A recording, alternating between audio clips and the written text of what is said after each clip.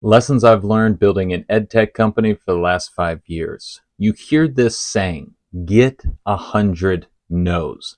That is an intimidating thought. And yet, as an entrepreneur, as really anyone in sales, which we all are at the end of the day, you have to have that mindset that no is not a negative. No is a response, and it gives you some clarity.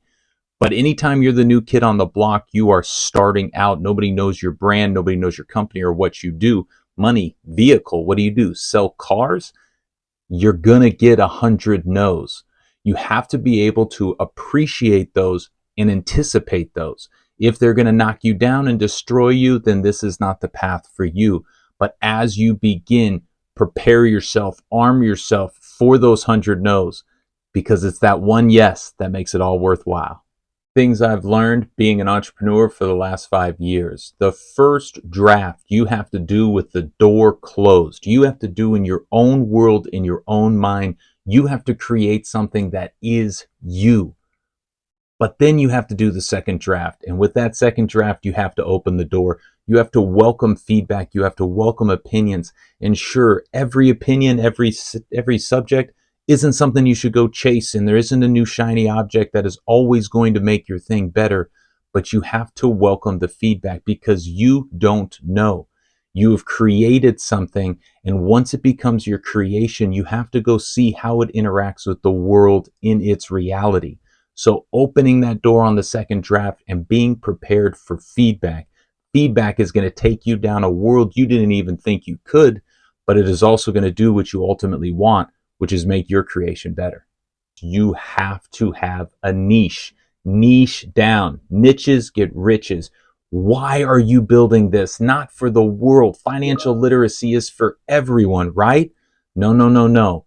I am building it for an 18-year-old high school student, very specifically who you are addressing, who you are serving, and then your voice, your tone, your brand, your message, everything can align to exactly that one individual. Once you get a group of those people who say this is interesting, this is important, and I liked it, you can broaden your horizons. But until you understand who your specific niche is, you're going to continue to float and fly and look and try to serve everyone. And if you are for everyone, you're for no one. Remember that. The biggest mistake I have made as an entrepreneur: you go out, you want to start something, you have a passion, you have an idea, and you go focus on what it is that you're building, the product. You continue to look at little tweaks, little twists, and your obsession is how your creation is going to get better and better and better. But you do not understand. Nobody just walks in and buys anything. You have to market it, and then you have to sell it. The first time entrepreneur always makes the mistake of focusing on the product. Second time entrepreneur, a little more experience, you start to focus on the distribution. And as you start to package and position exactly what your thing is, you start to look at MVP, minimal viable product. What will sell? It doesn't have to be perfect. That is a mistake of first-time entrepreneurs, trying to be perfect. Look at distribution and trying to be out and sold. A mistake I made as an entrepreneur. This is both a personal thing, but also just to see your business succeed. It's about habits. If something isn't repeatable, then you are not going to be able to build a business around it. If you can't repeat it, you are not an entrepreneur. You do not have a business. If you are doing things one-off and you're handling and I can grab it and no, it's all up here, then you're self-employed, and that is fine. But to be an entrepreneur, to truly have a business, it has to function without you.